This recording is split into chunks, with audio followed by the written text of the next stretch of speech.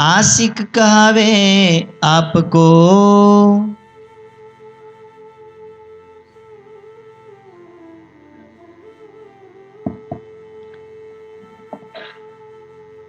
आप सुन रहे हैं आशिक के गुनाह के प्रकरण किससे संबंधित चर्चा, जो दोपहर के मंच पर आपको सुनाई गई थी। उसी से आगे का प्रसंग है। आशिक कहावे आपको, फेरे बुलावना भरतार। हम इस खेल में अपने को आशिक कह रहे हैं कि हम राज्य के प्रेमी हैं, और हमारा आचरण क्या है? फेरे बुलावना भरतार। राज्य हमें बुला रहे हैं और हम उसको मना कर दे रहे हैं, हमें आपके पास नहीं आना है। सिंधी में एक बात विशेष रूप से आती है कि इंद्रावती जी कह रही है कि राज्य, आप अकेले मुझको कह रहे हैं कि इंद्रावती तू आ जा, तुझे मैं परम धाम का सुख दूंगा। तो ये जो 12,000 सखियां हैं, इनको कौन परम धाम का आनंद देगा? जैसे एक वकील अपने, जिसको मुवक्किल समझिए, क्लाइंट जिसको कहते हैं बोलचाल की भाषा में, एक वादी है एक प्रतिवादी है। दोनों के वकील अपने अपने होते हैं।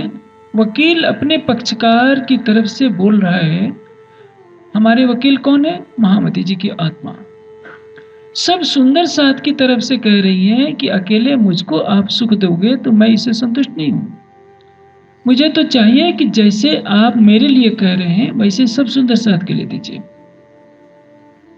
इंद्रावती जी को राज्य के दीदार हो चुके हैं, लेकिन सिंधी में कहती है कि मैं आपके दर्शन के लिए तड़प रही हूं, मुझे आपका दीदार नहीं हो रहा है। यह किस लिए कहा जा रहा है? सब सुंदर साथ के लिए कहा जा रहा है। आप देखेंगे जितने कम्युनिस्ट के नेता हैं सभी अमीर हैं लगभग, लेकिन वो क्या कहेंगे? हम गरीबों के नेता हैं और हम गरीब हैं। मंचों पर चिल्ला चिल्लाकर बात कहेंगे। हम कौन से समाज से संबंधित रखते हैं? सर्वहारा। सर्वहारा किसको कहते हैं? जिसने सब कुछ गंवा दिया हो, लेकिन वो स्वयं तो करोड़पति रहेंगे, लेकिन अपने को गरीबों का मसीहा सिद्ध करेंगे। वैसे ही यहाँ बात समझनी होगी। इंद्रावती जी के धाम हृदय में युगल स्वरूप की लीला विराजमान है, शोभा विराजमान है। उनके तन से अक्षरातीत की लीला हो रही है, लेकिन वही इंद्रावती जी की आत्मा कह रही है कि राज्य, मैं आपके सामने बैठी हूँ, आपको देख नहीं पा रही हूँ, और आप मुझे परम धाम का सुख क्यों नहीं दे रहे हो? इसका तात्पर्य क्या है? आप सभी सुंदर साथ को परम धाम के आनंद में क्यों नहीं डुबो रहे हो? परम धाम का आनंद पाने के लिए हमें राज्य के प्रेम में स्वयं को डुबोना होगा। आशिक कहावे आपको, और फेरे बुलावना भरतार। राज्य हमको बुलाने के लिए 300 वर्षों से अधिक समय हो गया। क्या कर रहे हैं आपको मालूम होगा? 360 वर्ष हो गए परम धाम की ब्रह्मवाणी का अवतरण होते हुए, क्योंकि मिहिराज के इस संसार में तन धारण किए हुए 400 वर्ष हो रहे हैं। 1715 में उनकी आयु, उनके तन की आयु 40 वर्ष होती है, और हफ्से से ब्रह्मवाणी का अवतरण प्रारंभ होता है। 360 वर्षों से ब्रह्मवाणी को परम धाम की आत्माएं सुनती आ रही हैं। एक बांसुरी बजी थी ब्रजलीला के समय, सबने अपना तन पल भर में छोड़ दिया था, और काल माया से योग माया में पहुंचने में जरा भी देर नहीं की थी। कितनी तड़प थी! केवल 52 दिन का ही तो वियोग था। उस समय पूरी निद्रा थी। यह भी नहीं पता था कि हम कौन हैं, आई कहां से हैं। यह भी नहीं मालूम था कि हमारी आत्मा का प्रीतम कौन है। श्री कृष्ण जी से केवल प्रेम था, लगाव था, उनके बिना रहा नहीं जाता था, और यह प्रेम था केवल मूल संबंध के कारण। लेकिन हंसी की बात यह है कि ब्रज में हमें मूल संबंध का पता नहीं था। मूल संबंध के कारण ब्रज के स्वरूप से प्रेम था, राज्य से प्रेम था, जो श्री कृष्ण के तन में लीला कर रहे हैं। लेकिन यह हमें पता नहीं था कि ये ही हमारे मूल प्रियतम हैं। हमने क्या कहा था? जब ब्रज में लीला के समय धामधनी ने कहा था कि चलो सखियों यमुना के किनारे क्रीड़ा करते हैं, तो सबने उत्तर क्या दिया था तू कामे निर्लज कछु न देखई सासुड़ी दे मोहिकार। ये उत्तर था। आज संबंध की पहचान हमको करा दी गई है। हम कितने प्रेम से गाते हैं, संबंध मूल को मैं तो पाँव पल छोड़ियो न जाए। एक पल के चौथाई हिस्से के बराबर भी धामधनी हम संबंध को छोड़ नहीं सकते हैं। संबंध को जानते हैं, अपने मूल संबंध को जानते हैं कि इनसे हमारी आत्मा क्या क्या संबंध है। यदि हम सागर श्रृंगार की ब्रह्मवाणी में गोता लगा लेते हैं तो मूल संबंध यानी मूल निस्बत की हकीकत और मार्फत दोनों को जानते हैं। हम इश्क की हकीकत और मार्फत दोनों को जानते हैं, निस्बत की हकीकत और मार्फत दोनों को जानते हैं, लेकिन जान कर भी ऐसा व्यवहार करते हैं जैसे इनसे हमारा कोई लेना देना ही नहीं है। ये सारी बातें हमारी वाणी की शोभा बन जाती है, यानी गले की शोभा। हर सुंदर साथ इन चौपाइयों के शब्दों को पढ़ता तो है, लेकिन फेरे बोलावना भरतार राज्य की पुकार को अनसुना कर देता है। राज्य ने कितनी पुकार लगाई है हमारे लिए। अभी आप कीर्तन सुन रहे थे, हो मेरी वास्ता तुम चलो अगम के पार। अगम पार अपार पार तहाँ है तेरा करार। यह चौपाई हमें बार बार क्या कह रही है कि हमें अपनी सुरता को निराकार के पार ले चलना है। लेकिन क्या इसके लिए हम तैयार हैं? 18,758 चौपाइयों में लगभग सैकड़ों चौपाइयां होगी जो हमारी सुरता को सीधे आदेश दे रही है कि परम धाम की आत्माओं, तुम अपनी नजर संसार से हटाओ, शरीर और संसार से हटा लो, मूल मिलावे की तरफ ले चलो। ये मूल मिलावा अपना नजर दीजिए इत, पलक न पीछे फेरिए जो इस कंग उपजत। योग माया में बांसुरी कितनी देर के लिए बजाई होगी? बहुत हुआ होगा तो घंटे के लिए, आधे घंटे के लिए। लेकिन आप सोचिए 1716 से वाणी का अवतरण शुरू होता है, 1748 तक होता रहता है। इतने वर्षों तक ब्रह्मवाणी का अवतरण हो रहा है। कभी नाव में चल रहे हैं महामती जी, कलश की वाणी कहाँ उतरी सबको मालूम है। बेहद वाणी नाव में उतरती है, नाव पर जा रहे हैं वही वाणी का अवतरण शुरू हो जाता है। श्री जी भोजन कर रहे हैं तभी अवतरण शुरू हो जाता है। अनूप शहर के लिए रास्ते में जा रहे हैं, वाणी का अवतरण शुरू होता है। परम धाम की आत्माओं को जगाने के लिए कि मेरी आत्माएं माया की निद्रा को छोड़ें और मूल मिलावे की तरफ नजर करें, इसके लिए राज्य का आवेश पता नहीं, ये भी नहीं देखता कि मिराज भोजन कर रहे हैं कि नाव में बैठे हैं। कभी भी वाणी का अवतरण शुरू हो जाता है और तो और प्रारंभिक कारागार से होता है। जब उनको नजरबंद किया जाता है, विरह के स्वर फूटते हैं और श्यामा जी के श्रृंगार के साथ परम धाम की आत्माओं को नजर ऊपर करने के लिए। आप सोचिए, केवल बांसुरी की पुकार ही तो सुनी थी, बांसुरी बजाने वाले को देखा नहीं था, लेकिन उस बांसुरी की आवाज में इतना दर्द था कि सबने अपना तन छोड़ दिया। उससे जहां तक मैं सोचता हूं, हजारों गुना दर्द तो सागर श्रृंगार की चौपाइयों में छिपा पड़ा है। आवश्यकता है कि उस दर्द को हम उजागर करें। यदि आप श्रृंगार ग्रंथ की एक एक चौपाई को आंखें बंद कर चिंतन में लाएं तो इंद्रावती जी की आत्मा कह रही है कि इस अंग का वर्णन करते समय मेरा शरीर अभी इस दुनिया में रह रहा है, मुझे आश्चर्य हो रहा है। बांसुरी की आवाज ने हमें एक मधुर प्रेम दिया जिसके ताप को हम सहन नहीं कर सके और सबने उमंग में शरीर छोड़ दिया। हास्य इसी बात की है कि पहले तो अनजाने में प्रेम की राह अपना ली हमने और सफलता प्राप्त कर ली। इस जागने लीला में हम ज्ञानी बन गए हैं, ज्ञानवान तो हैं, विवेकवान नहीं, समझदार तो हैं, पुरुषार्थी नहीं, चितवनी करते तो हैं लेकिन दिमाग से करते हैं, दिल से नहीं करते। दिल देने की बात तो करते हैं लेकिन फिर दिल को हटा लेते हैं। ये सारी भूलें हमसे हो रही हैं।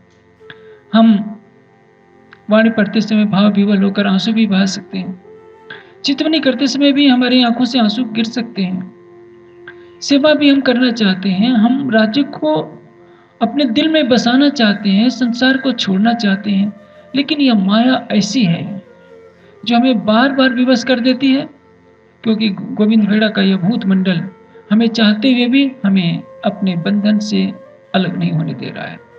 इसलिए राजी न जाने अपने श्रृंगार का वर्णन कर रहे हैं कि परम धाम की आत्माओं, देखो मैंने अपने होठों पर बांसुरी रखकर योग माया से बजाई थी, लेकिन अब मूल मिलावे में बैठे बैठे मैं बैठा हूं नूरी तन से मूल मिलावे में, और आवेश स्वरूप से बैठा हूं महामती जी के धाम हृदय में। अपने एक एक अंग की शोभा का मैं वर्णन कर रहा हूं कि मेरे दोनों होठ कैसे हैं, नासिका में जो बिस्सर है मेरे और श्यामा जी के मुरली है, उसकी शोभा क्या है, कानों के कर्णफूल और पानड़ी कैसी चमक रही है, दोनों गालों में उसका प्रतिबिंब कैसे आ रहा है। मेरी आंखें कितनी सुंदर हैं, श्यामा जी की दोनों आंखें कितनी सुंदर हैं। मेरे घुघराले बाल कितने सुंदर हैं, तो श्यामा जी के बालों की सुंदरता क्या है। मेरे चरण कमल कितने सुंदर हैं, चरणों की एड़ियां कितनी है सुंदर हैं, और तलुओं की सुंदरता क्या है। मेरे नाखून कितने सुंदर हैं। ये सारी बातें मैं एक बार नहीं 7 बार मैं कह चुका हूं।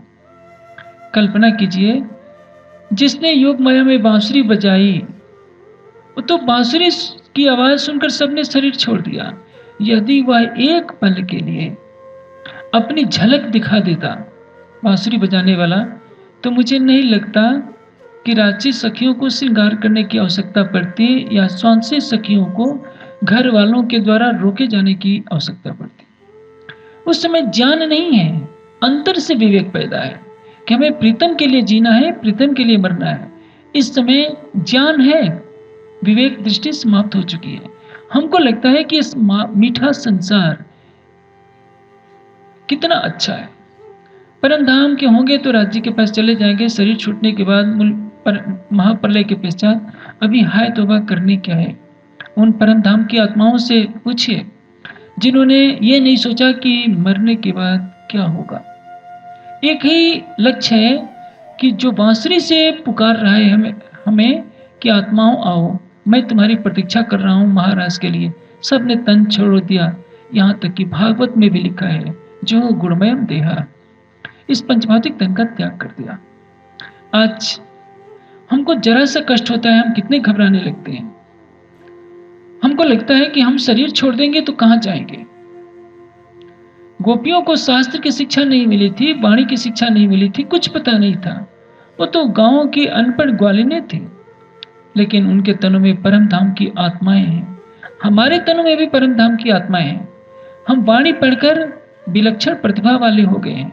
हम संसार के अन्य मतावलंबियों को चुनौती दे सकते हैं, लेकिन व्यवहार में हम ब्रज की गोपियों के प्रेम की बराबरी करने में सक्षम नहीं है। यदि उस प्रेम की जरा सी धारा हमारे हृदय में आ जाए, तो परम धाम का यह ज्ञान लेकर हमारे लिए अपने दिल को अर्श का लाने की शोभा दिलाना कुछ भी कठिन नहीं होगा। लेकिन गुनाह पर गुनाह हमसे होते जा रहे हैं।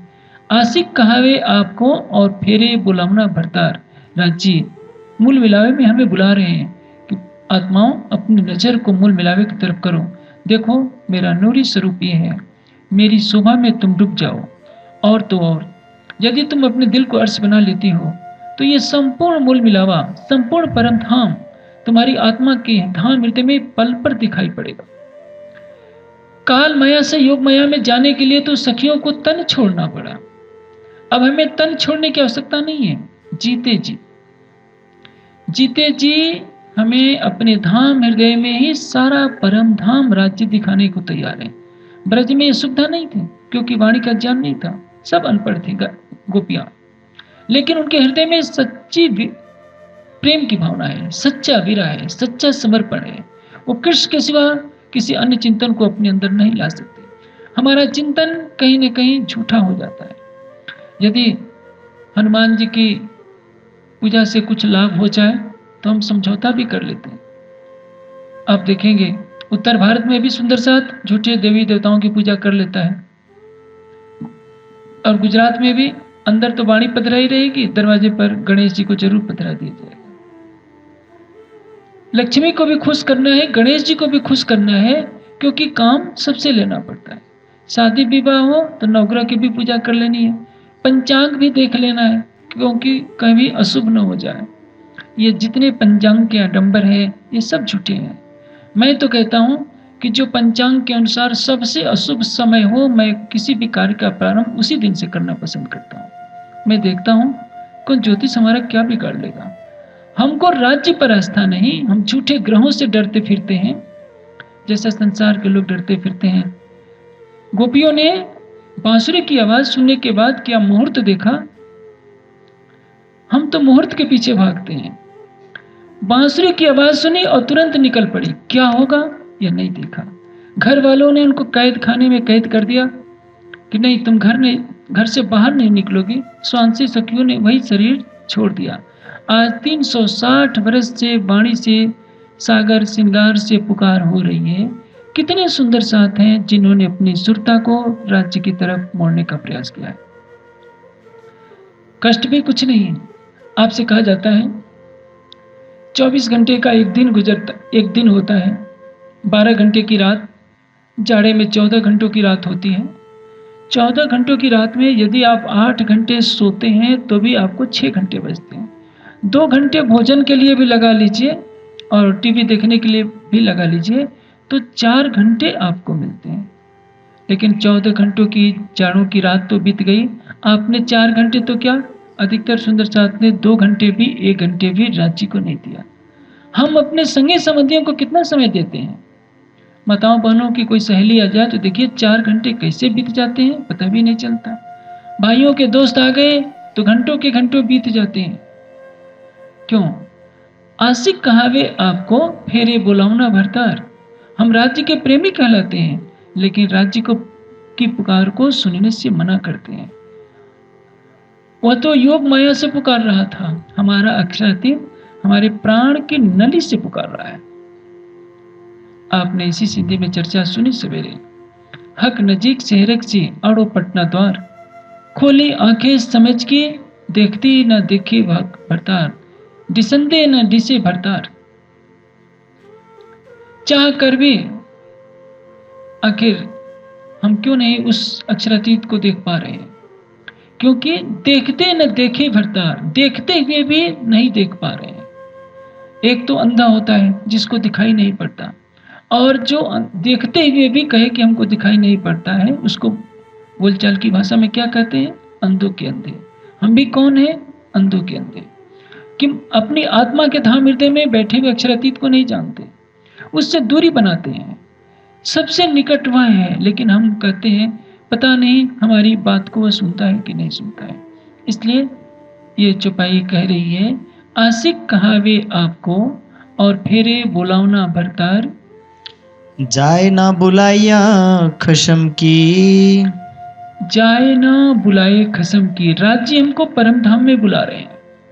परम धाम में बुलाने का तात्पर्य हमारी अंतर्दृष्टि परम धाम पहुंचे, ये है राज्य का आदेश। लेकिन क्या राज्य के आदेश को हम मानते हैं? हम तो हर बात में कहते हैं रटी रटाई बात।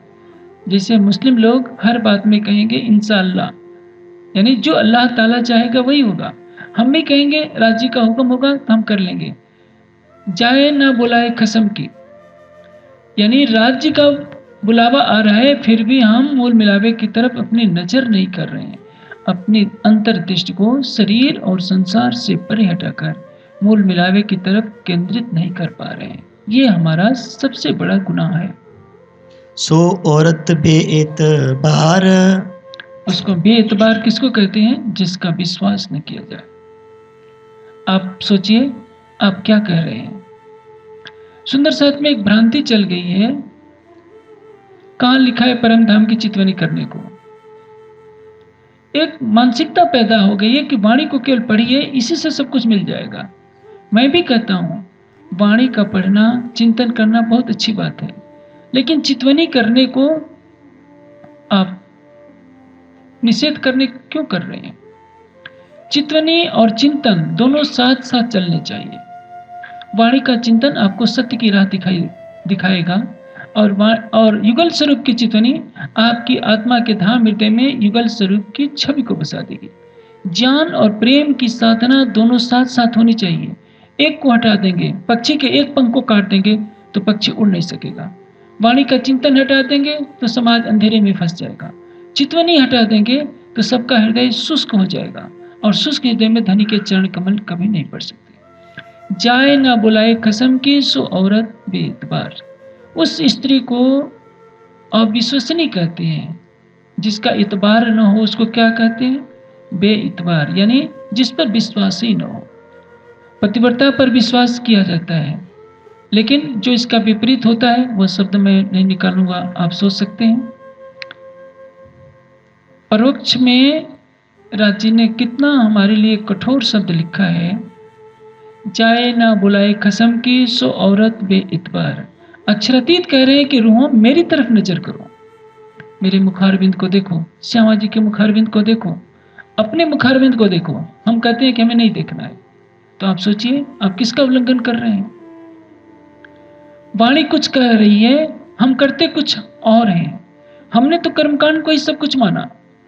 यदि आप चितवनी नहीं कर सकते हैं तो इस चौपाई का अर्थ क्या होगा, अपनी अंतरात्मा से पूछिए। यदि मैं कहूं तो हो सकता है किसी के हृदय को पीड़ा पहुंचे, लेकिन न चाहते हुए भी मेरे मुख से ये शब्द निकल जा रहे हैं कि जो बेएतबार शब्द प्रयोग किया गया है वह उन सुंदर साथ के लिए है जो अपनी सुरता को मुलमिलावे की तरफ नहीं ले चलना चाहते, या जो अपनी आत्मा के धाम हृदय में अपने प्राणेश्वर की छवि को नहीं देखना चाहते।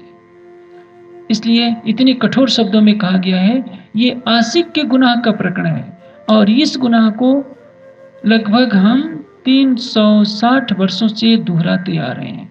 यहाँ जितने सुंदर साथ बैठे हैं, आपके अंदर जिस जिस के अंदर परम धाम की आत्मा होगी, 1638 में श्यामा जी के साथ ही तो आई होगी।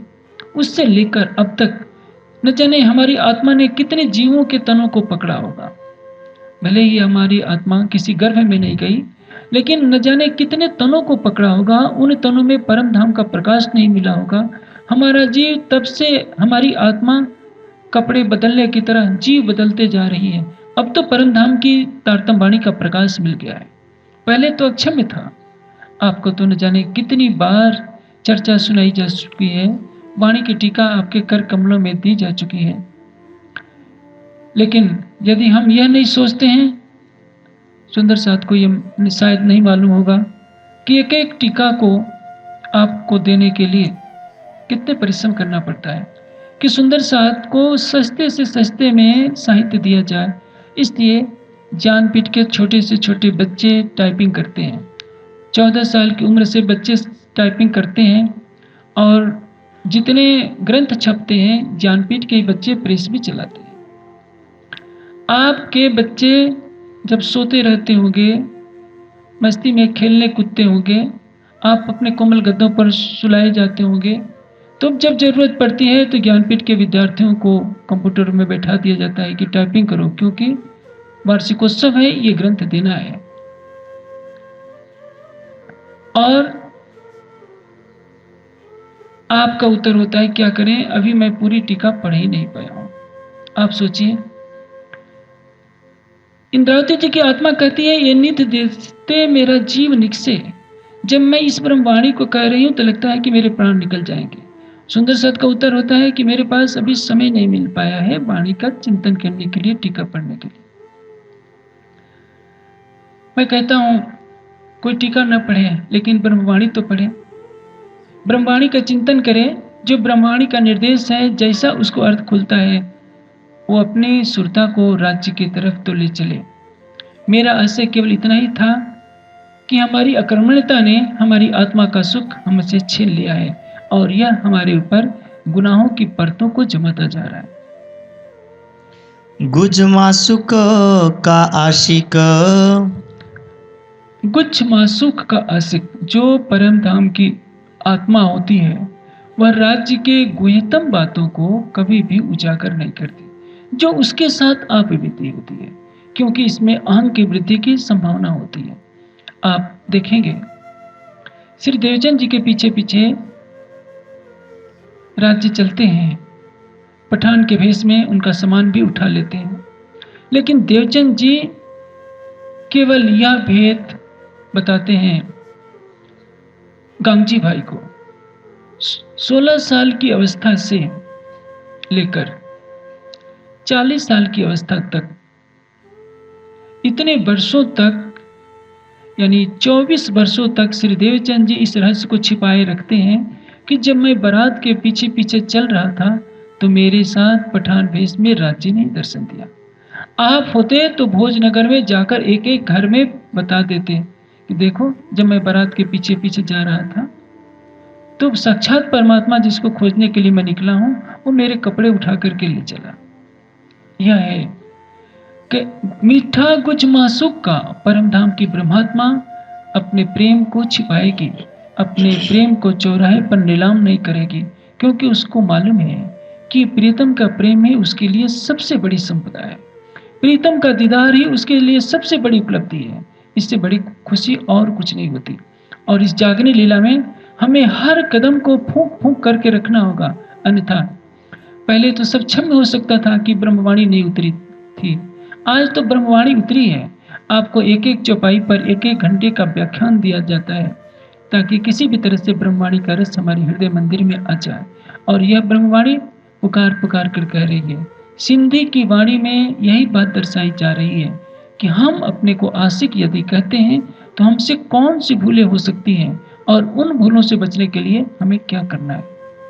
सो कहना कासो होए, मीठा गुच्छ मासू का सो कहना न कासो होए। वो किसी से कुछ नहीं कहती है। परम धाम की आत्मा दोनों काम करेगी। दुख भी पड़ेगा तो उसको नहीं कहेगी, राज्य के मिलन का जो सुख होगा उसको भी नहीं कहेगी, क्योंकि वह उसकी अखंड संपदा है। दूसरों को जागृत करने के लिए दूसरे रूप से कह देगी, लेकिन कभी अहम भाव लेकर नहीं कहेगी कि मैंने राज्य को देखा है, राज्य को पाया है और राज्य मेरे इशारे पर चलते हैं। खटुती में इंद्रावती जी ने जरूर कहा है कि मैंने प्रेम तड़ा महे पिंजरा खा लो। मैंने आपको प्रेम के पिंजरे में जो रख लिया है वो विरह की भाषा है। और विरह की भाषा में इंद्रावती जी ने सुंदर साथ को प्रेरणा देने के लिए कहा है। हम सुंदर साथ को कभी ऐसा नहीं कहना चाहिए कि मैंने भी राज्य को प्रेम के बंधन में रख लिया है। आप कह सकते हैं, लेकिन उस अवस्था में कह सकते हैं जिसमें आपने अपने अस्तित्व को मिटा दिया है। जीते मारिए आपको शब्द पुकारा थक। यदि हम भी जीते जी मार गए तो हम कह सकते हैं कि राज्य, मैंने आपको अपने प्रेम के पिंजरे में बांध दिया है।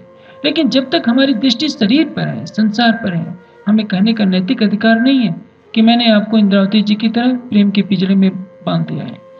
जीते मारिए आपको शब्द पुकारत हक, ना मरेंगे मोमिन तो क्या मरेंगे मुनाफिक। परम धाम की आत्माओं से तो यह आशा की जा सकती है कि राज्य के प्रेम की बलवेदी पर स्वयं को झोंक दें। और आपको किसी भी कष्ट साध्य साधना के लिए नहीं कहा जा रहा है। आप जाकर के देखिए, दुनिया के जो संत जन हैं कितनी कठोर साधनाएं करते हैं। जब ध्यान कक्ष का उद्घाटन हुआ था ज्ञानपीठ में, तो जो भायला वाले महाराज जी आए थे उद्घाटन के लिए, वो एक बार के आसन में बैठे हुए 12 घंटे लगातार बैठ लेते हैं। आप सोचिए, हमारे समाज में तो कोई भी 12 घंटे बैठने वाला नहीं है। और उनके जो गुरुदेव थे, एक बार के आसन में बैठे हुए 6-6 दिन तक बैठे रह जाते थे। आखिर वो लोग भी तो परिश्रम करते हैं अपने इष्ट को पाने के लिए, भले ही परमात्मा को किसी रूप में माने। हम सुंदर साथ तो दावा करते हैं कि ब्रह्मा विष्णु क्या है, हमारे खिलौने हैं। त्रिगुण तुम्हारे खिलौने कहकर हम गौरवान्वित होते हैं। लेकिन यह तो सोचिए कि जो ब्रह्मा विष्णु शिव को अपना आदर्श मानते हैं, वे दुनिया के प्राणी भी हमसे कई गुनी साधना करते हैं। 6-6 दिन बैठने में कितना कष्ट होगा। यदि ज्ञानपीठ में चितवनी शिविर लगता है और आपको एक ग्रुप को भी प्रतिदिन 2-2 घंटे करके 4 बार बैठा दिया जाता है, तो मैं सोचता हूं कि कितना कष्टदायी आपको लगता है। यदि विपස්සना वाली साधना का भी नियम यहाँ लागू कर दिया जाए तो संख्या, मुझे नहीं लगता कि चितवनी शिविर में 500 की भी संख्या पहुंचेगी। क्योंकि हमारा समाज किस राह पर जा रहा है। केवल जोर जोर से ढोल की बजाई जाती है, नाचा कूदा जाता है, कैसे परम तत्व को देखा जाए, कैसे अपने प्राणेश्वर अक्षरातीत को देखा जाए, किस तरह से अपने मन को शांत किया जाए। सुंदर साथ से एक मैं विशेष बात कहूंगा, जब तक आपका आहार शुद्ध नहीं होगा तब तक आपका मन शांत नहीं हो सकता, चाहे आप कितनी भी वाणी पढ़ लीजिए, कितनी भी आंखें बंद कर लीजिए।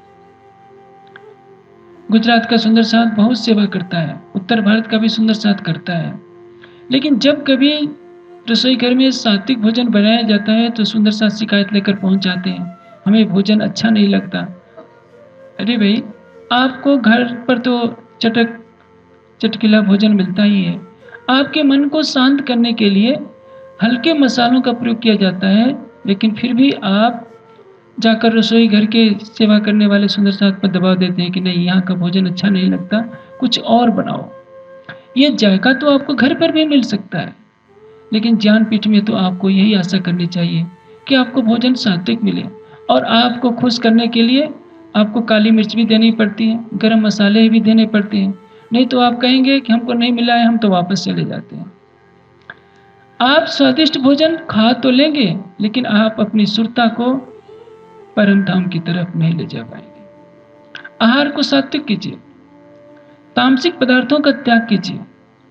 आप गरम मसाले खाकर, तीखी मिर्चें खा करके, मैं जानता हूं यहाँ आप विवस्ता बस खा रहे हैं, घर जाएंगे तो एक एक चम्मच लाल मिर्च अवश्य खाएंगे, खूब तेल खूब खाएंगे, फिर राज्य के पुकार पर आप थोड़े आपकी सुरता परम धाम जा सकती है। गोपियों ने तो अपना तन छोड़ दिया था, राज्य के लिए तो आप इतना भी करने को तैयार नहीं है। कुछ पाने के लिए इस जीव को कष्ट तो देना पड़ेगा, और कष्ट नहीं है। राज्य के एक पल के लिए दीदार हो जाए तो उसके सामने सारे ब्रह्मांड का सुख फीका। आप मिर्च से इतना लगाव रखते हैं, आप अपनी जीवा पर मिर्च का एक टुकड़ा रख दीजिए, या आधी चम्मच मिर्च पीसी भी रख दीजिए, पूछिए क्या स्वाद है? मिर्च में कोई स्वाद नहीं है। नमक का एक ढेला रख दीजिए, पूछिए क्या स्वाद है? लगेगा कि विष खा लिया है। लेकिन जो विष है उसके लिए आप तड़पते हैं कि सरसहाय ज्ञानपीठ के भोजन में कोई आनंद नहीं आता, तो हम क्या करें? मेरे कहने का आशय यह है, वे नादान अनपढ़ गोपियां हमसे अच्छी हैं, उनके जीव हमसे अच्छे हैं, जो कुछ न जानते हुए भी बांसुरी की आवाज सुनी और पल भर में अपने प्रीतम से मिलन कर लिया। सो सहजे घर आइया, जाको वेदे कहया सुगम। सो रस ब्रज की सुंदरी पायो सुगम, सो सहजे घर आइया, जाको वेदे कहया अगम। वेद ने कह दिया कि वह परम धाम, वह योग माया का ब्रह्मांड हमारे लिए अगम है, लेकिन गोपियों ने अपने प्रेम के बल पर प्राप्त कर दिखाया। आज छठे दिन की लीला में आप ब्रह्मणी कहलाते हैं, तो अपनी चितनी को एकाग्र करने के लिए, अपनी सुरता को एकाग्र करने के लिए सात्विक आहार का सेवन कीजिए। आप मसालों का भी प्रयोग करते हैं तो सात्विक मसालों का प्रयोग कीजिए, गरम मसालों का नहीं। यदि आप उत्तेजक भोजन करेंगे तो आप बैठने को तो बैठ जाएंगे, लेकिन आपका मन भटकता रहेगा। चितवनी कब लगनी शुरू होती है? जब आपका मन पूर्णतः शांत हो जाए, मन में कोई विचार पैदा न हो, शरीर स्थिर हो जाए, मन स्थिर हो जाए, विचारों का द्वंद्व समाप्त हो जाए, चित्त के सारे संस्कार बिल्कुल शांत स्थिर हो जाए, बुद्धि की दौड़ समाप्त हो जाए, तब वहां से चितवनी का प्रारंभ होता है। और जब तक यह चीज नहीं होती है तब तक आप आंखें बंद करके बैठते रहिए, दूसरों से कहते रहिए कि हम इतने करते हैं, उसका कोई भी लाभ मिलने वाला नहीं है। किसी भी परमहंस की जीवनचर्या देखिए तो उसका जीवन सादा होगा, पवित्र होगा, सात्विक आहार होगा, श्रद्धा होगी, विश्वास होगा, समर्पण होगा, और राज्य को पाने के लिए अटल पुरुषार्थ होगा। एक सामान्य व्यक्ति में और परमहंस में यही अंतर होता है। दोनों का रूप रंग एक ही जैसा होता है, दोनों के दो हाथ पांव एक जैसे ही होते हैं, भेद होता है केवल विचारों का। एक सामान्य व्यक्ति जहां इंद्रियों को तृप्त करने में अपने जीवन का गौरव, जीवन का लक्ष्य निर्धारित कर लेता है, वही एक परमहंस विषयों के सुख को ठोकर मार देता है। एक मनीषी ने कहा है, विषय का विस्तर जब डसे तब नाम जड़ी को चबा, है नाग दमन ये औषधि खोजन दूर न जा। शांति का सागर आपके पास है, राज जी ने सागर श्रृंगार में नख से सिख तक अपना श्रृंगार वर्णित किया है कि परम धाम की आत्माएं मेरी तरफ नजर करें। हम राज्य को देखने में कम रुचि लेते हैं। जब हमारे सामने थाली आती है तो देखते हैं कि भोजन कितना जायकेदार है। ये जायकेदार भोजन करते करते तो न जाने हमने कितने जन्म गंवा दिए हैं। अब हमारे लिए सुनहला अवसर है कि हम संसार से आंखें फेरना शुरू कर दें और अपनी अंतर्दृष्टि अपनी आत्मा के धाम हृदय में केंद्रित कर दें। अपनी आत्मा का वो धाम जिसमें युगल स्वरूप नख से श्रृंगार करके, नख से सिख तक भी श्रृंगार करके विराजमान है। बैठे मासूक इत जाहिर पर दिल न लगे। हर सुंदर साथ को अपनी आत्मा के धाम हृदय में मिल सकते हैं। सबसे बड़ा मंदिर हमारी आत्मा का वो धाम है जो कभी नष्ट नहीं हो सकता। मौत भी हमारे हृदय मंदिर से अक्षरातीत को अलग नहीं कर सकती। प्रलय भी हो जाएगा तब भी हमारी आत्मा का धाम बना रहेगा। ईंटों के बनाए हुए मंदिर तो गिर जाएंगे, सोने की ईंटों से भी मंदिर बनाओगे तो गिर जाएगा, लेकिन जो हमारा अखंड हृदय है, परात्मा का हृदय, आत्मा का हृदय और तारतम ज्ञान के प्रकाश से इस जीव का हृदय भी हमेशा अखंड बना रहेगा। ऐसी सौभाग्य की निधि धामधनी ने अपनी तारतम वाणी के माध्यम से दी है। इसको जानकर भी हम अवहेलना कर रहे हैं तो हमारे लिए यह अमिट गुनाह है। जो कोई पढ़े कसाले, जो पढ़े कोई कसाल, कितने भी कष्ट हो जाए हम इसका शोर न मचाएं। जो छिपाना चाहिए उसका हम शोर करते हैं, और जिसको नहीं कहना चाहिए, जिसको छिपाना चाहिए, यानी राज्य का जो दीदार होता है, राज्य का सुख मिलता है, उसको चाहिए हम छिपाएं, वो भी हमसे छिपता नहीं। और जो कष्ट होते हैं उसको भी हम ढोल ढोल कर पीटते हैं। रहीमदास जी ने एक बहुत अच्छी बात कही है कि रहीमन निज मन की व्यथा मन कहूं सो रोज। आप अपने मन की पीड़ा सबसे कहते फिरेंगे तो लोग क्या करेंगे? इठलाएंगे, आपकी हंसी उड़ाएंगे, आपके दर्द को कोई बांटेगा नहीं। संसारिक जीवन में आपको शारीरिक, मानसिक या किसी तरह का आर्थिक कष्ट हो तो आप किसी से रोइए नहीं, अपने को कमजोर मत बनाइए। आपका प्रीतम आपके पास रहता है। राजी से भी मत रोइए कि राजी मैं बहुत दुख में हूं।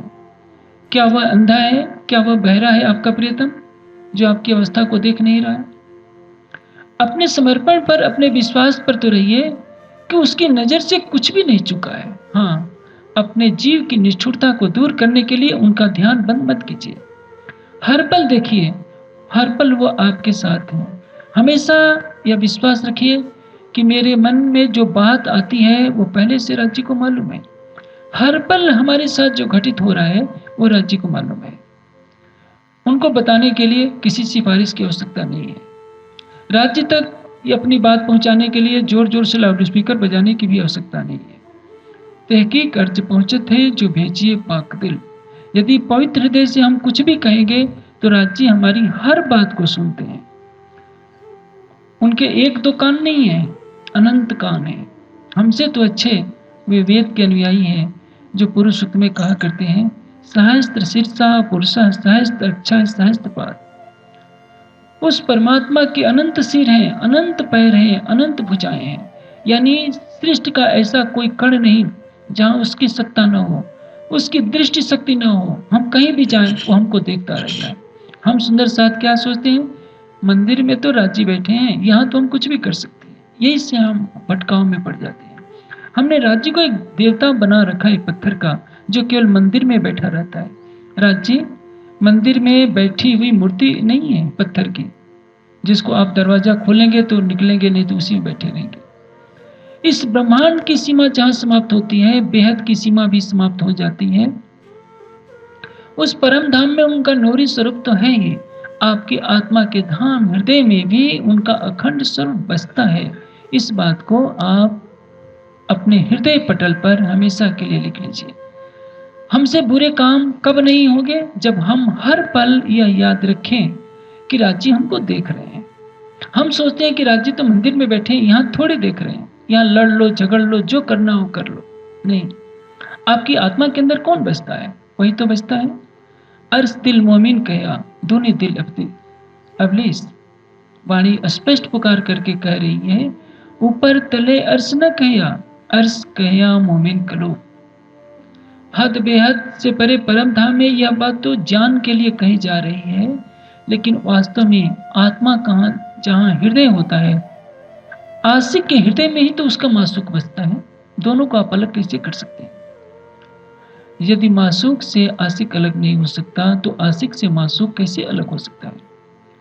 तभी तो वाणी पुकार करके कहती है, आशिक इन चरण के, यानी ब्रह्म सृष्टि किसके चरणों की आशिक है? राज्य के चरण। आशिक की रूह चरण और धनी के चरण कमल ही आशिक ब्रह्म सृष्टि के जीवन के आधार हैं। यदि धनी के चरणों से ब्रह्मात्मा को अलग कर दिया जाए, तो इस संसार में एक पल के लिए भी वो अलग नहीं रह सकती। अपनी आत्मा के धाम हृदय में वो अपनी छवि को बसाए होती है, भले ही उसका दीदार नहीं होता है, इसीलिए वो चाह कर भी अपने तन को छोड़ नहीं पाती है। संसार में कितना भी कष्ट हो जाए, जब तक मूल स्वरूप की इच्छा नहीं होती, परमात्मा का तन नहीं छूटता है। इसलिए राज्य का कुछ सुख अनुभव में आए आपको, उसको छिपाए रखिए, और कष्ट भी मिले तो भी उसका ढिढोरा न पीटिए कि मैं बहुत दुखी हूं। आप दुखी हैं, किसकी मर्यादा जा रही है? अक्षरातीत की। कल्पना कीजिए, किसी परिवार में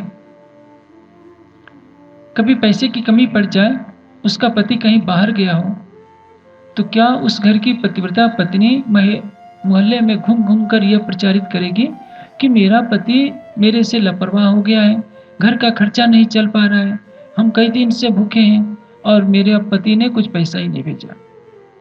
आप 4 दिन के भूखे भी रहेंगे तो भी उस बात को छिपाएंगे कि नहीं, हमें तो सब कुछ मिल रहा है, मेरा पति बहुत देखभाल कर रहा है। सांसारिक चीजों में माताओं को इतनी समझ आती है कि घर की इज्जत है, घर की इज्जत हम नीलाम नहीं कर सकते, तो परम धाम की इज्जत को नीलाम क्यों करते? आपको कुछ कष्ट भी मिल रहा है तो उस कष्ट में भी मुस्कुराइए। मैंने उस दिन चर्चा में कहा था, आनंदे रोता रमिए एम, जेना ते लक्षण कहिए प्रेम। प्रेम का लक्षण क्या है?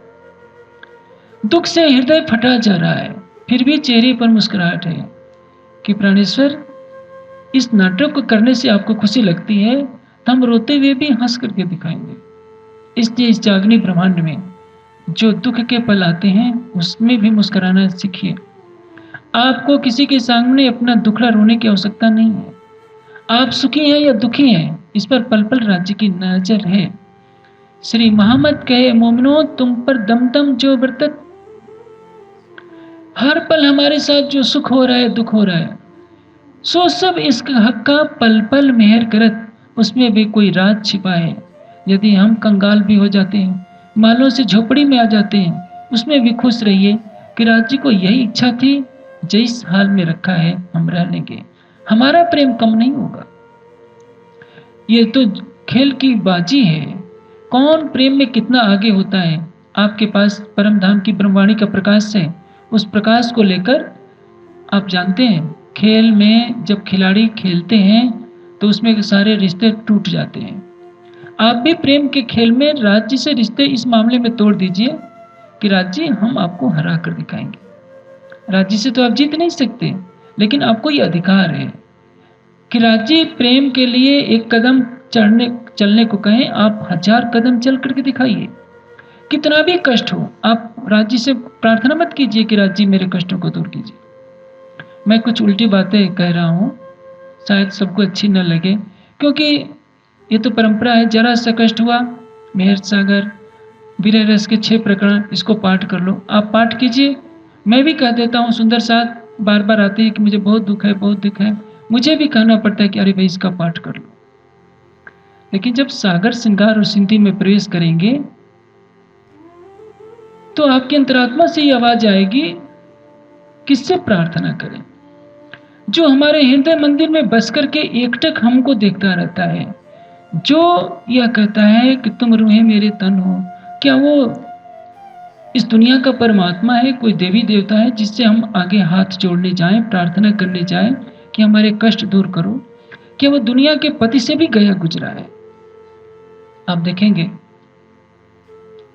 एक संसारिक घटना का मैं दृष्टांत देता हूं। 2 युवक युवतियों का विवाह हुआ था। कहीं विवाह के पश्चात वो घूमने के लिए गए हुए थे। अचानक पति को मजाक करने की सूझी और उसने अपनी भरी हुई रिवॉल्वर, जिसमें 6 गोलियां भरी थी, उसको अपनी पत्नी की तरफ तान दिया और कड़कती हुई आवाज में बोला, अभी मरने के लिए तैयार हो जा। उसकी पत्नी खूब जोर से हंसने लगी, लेकिन जो पति था वो अभिनय में माहिर था। उसने अपनी आवाज को और कड़ा कर दिया कि तुम्हें मालूम नहीं है, मैं तुम्हारा पति हूं। बाद में मेरी इच्छा है तुम्हें गोली मारने की और गोली में मार कर रहूंगा।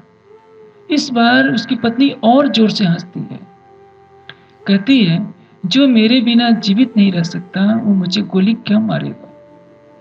एक संसार की पत्नी को विश्वास है कि मेरा प्रीतम मुझे गोली नहीं मार सकता, और आपको विश्वास नहीं है कि आपका प्रीतम आपको कष्ट दे सकता है।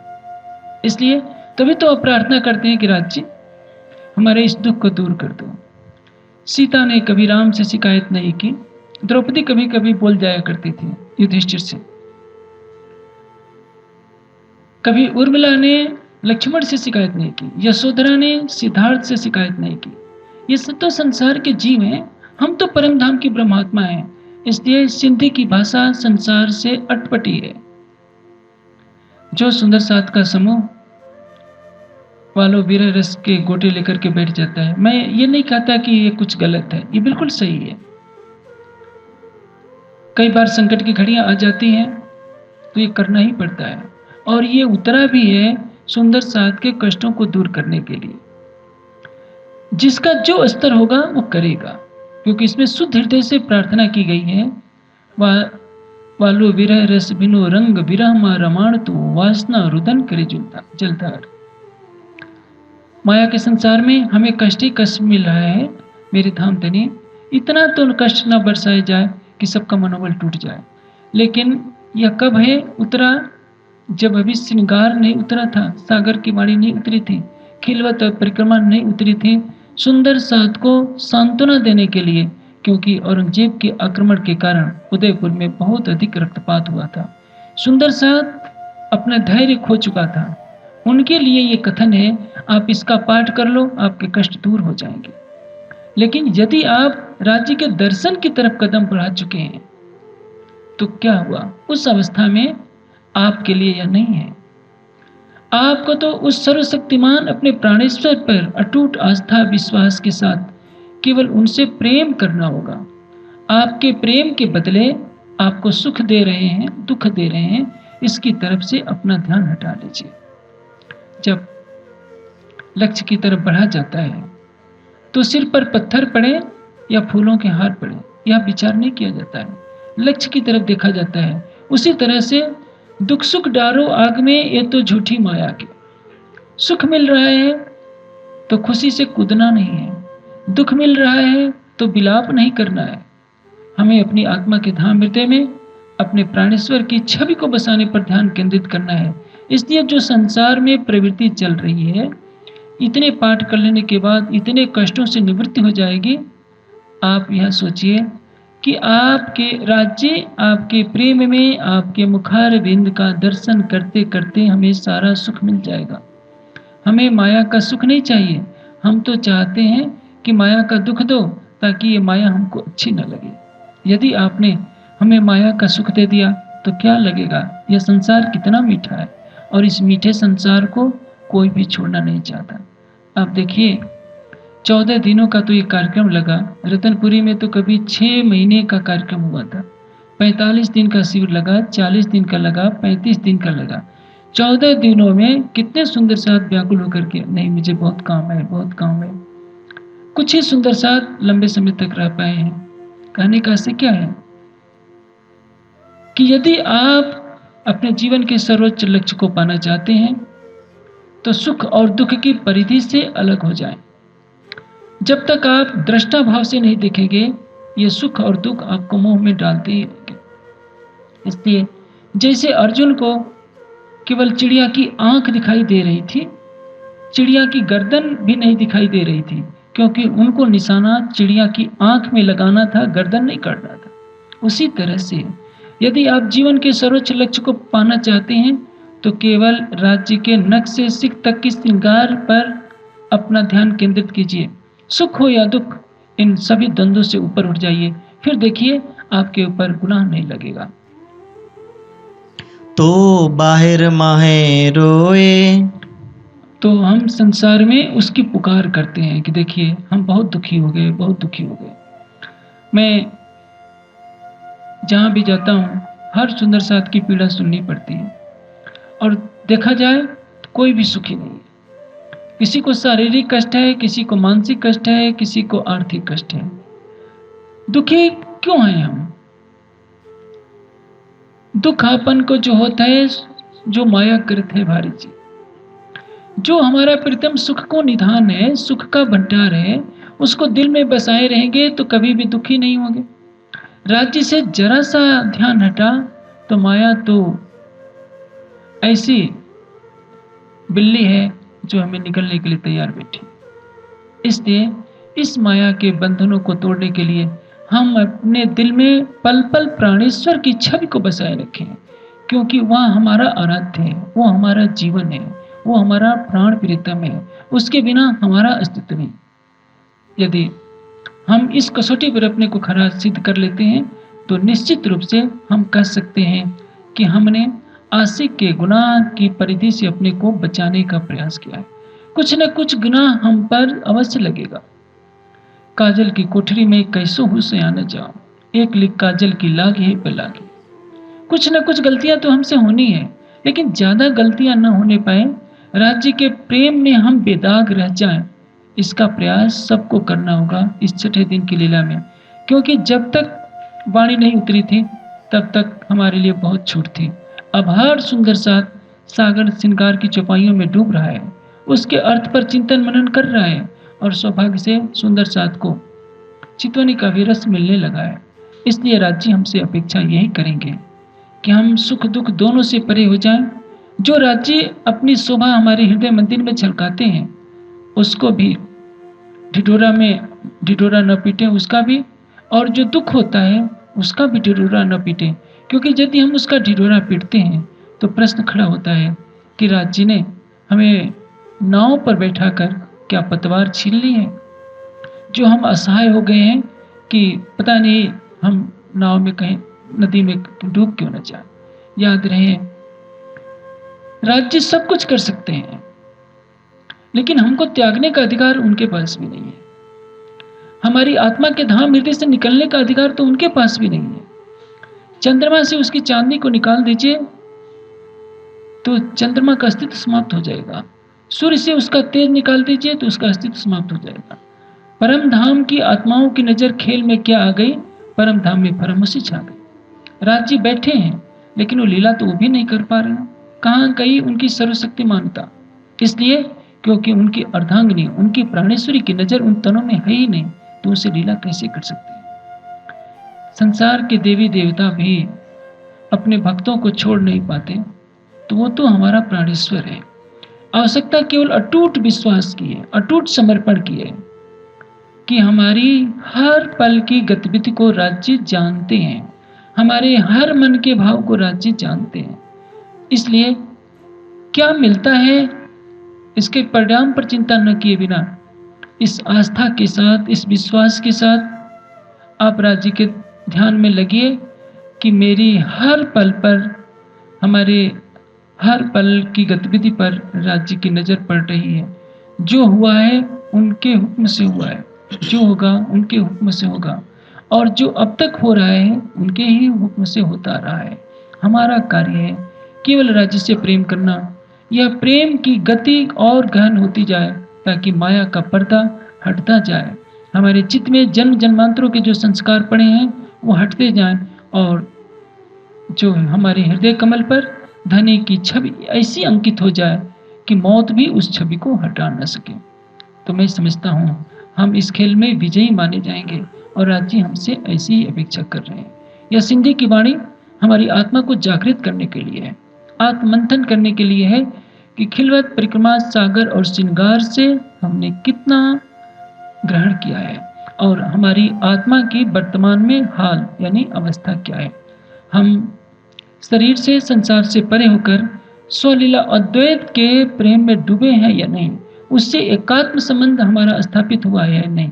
यदि हमें हाँ में उत्तर मिलता है तो हमने बाजी जीत ली है, यदि ना में उत्तर मिलता है तो कहीं ना कहीं हम गुनहगारों की लाइन में खड़े हैं।